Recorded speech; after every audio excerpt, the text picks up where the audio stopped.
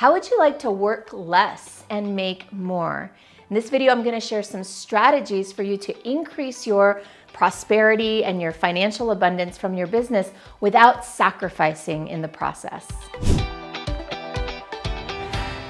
The problem with the way that we're living today in this day and age is that we have conflated busyness with happiness. There's a relationship that from a very young age, most of us are taught, and it's that the more you work, the more successful you'll be, and hence the happier you'll be. And so a lot of us end up working more, trying to get more happiness, because that's what worked when we were little. When we're little, we go to school, we get good grades, and our parents love on us, and they may give us gifts or rewards for doing well. And in high school and college, we get A's on our report card, and we get into a better school, and we get a better job. And there's a very direct relationship as when we're younger, usually between hard work and success and achievement.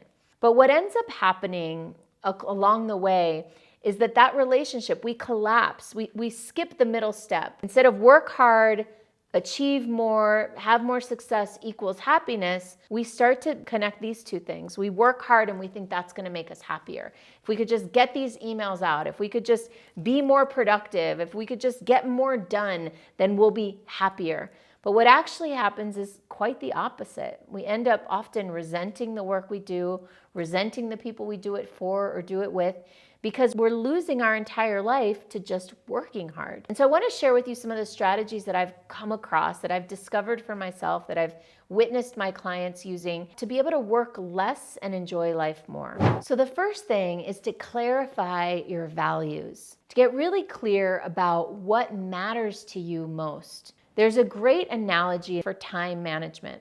And basically the idea is that the rocks in our life are the biggest things, the most important things. If you're filling a jar full of rocks and pebbles and sand, and you put the sand in first, and then the pebbles, and then the rocks, you won't be able to fit as much as if you first put the big rocks, then put in the pebbles to fill in the holes around the rocks, and then put the sand in to fill in all the extra little gaps.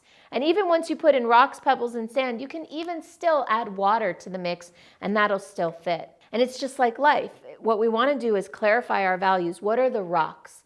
What are the things that matter the most, that we're not willing to live without, that we're not willing to compromise?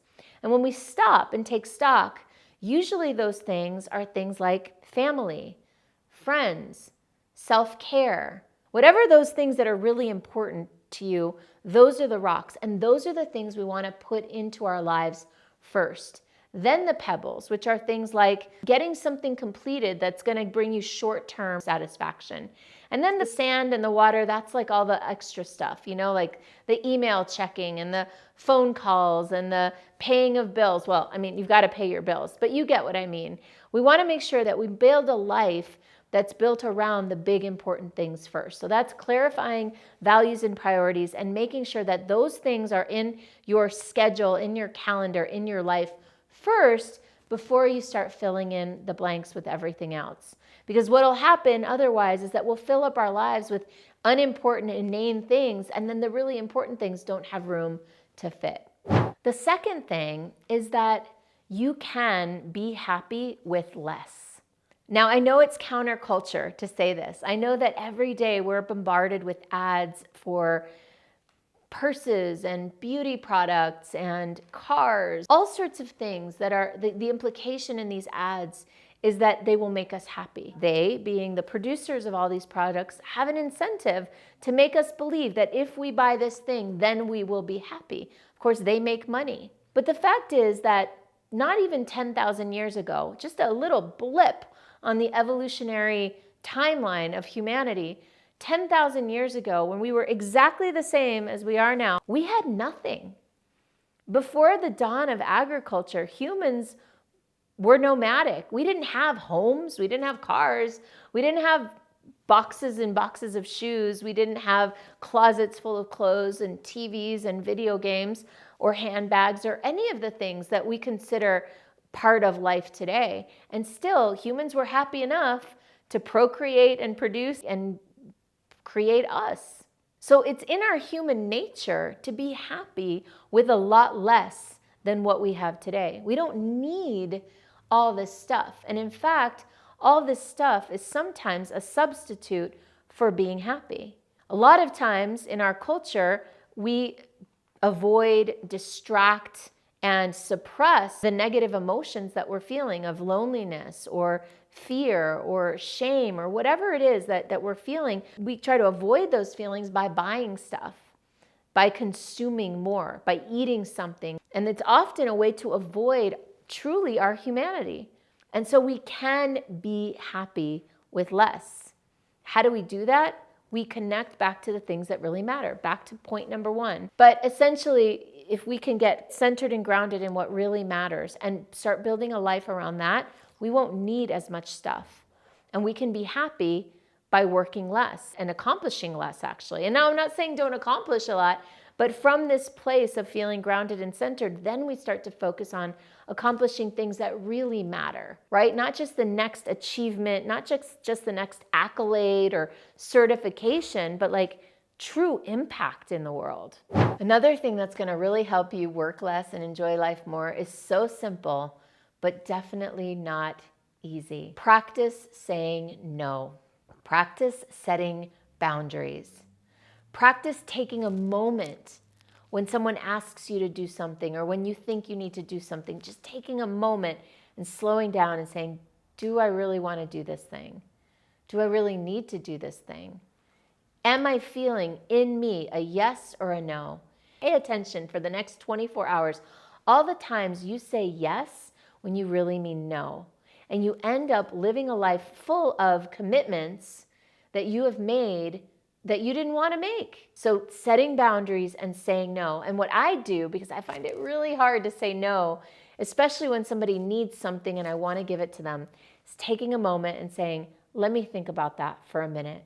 Giving yourself a little space and a little grace to get connected to your yes or to your no. And if it's no, practicing saying no in a graceful and loving way. One of the best skills that I've developed over the last few years as I've developed this way of saying no is to say, I would love to help you with that, and this is the way it would work best for me. Setting your own standards and boundaries and parameters for how you say yes. Not everything that people need needs to happen immediately. So finding that no and the yes and really understanding the difference and practicing saying no in a way that feels like yes. The last thing I want to share is my favorite strategy, and it's to make work feel like play every single day.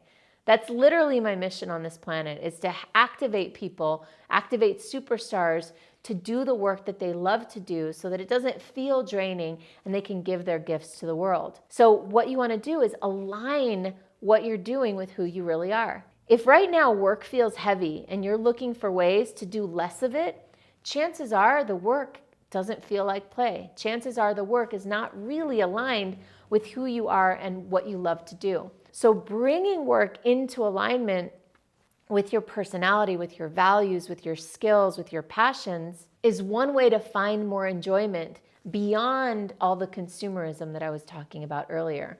So aligning your work with play so that it feels like play, so you don't feel like you're working and you enjoy life more without even trying. If you'd like to figure out how to monetize your magic so that you can have work that feels more like play, download my free resource. You can get it at monetizeyourmagicplaybook.com, and there's a link below that'll take you straight there. Enjoy.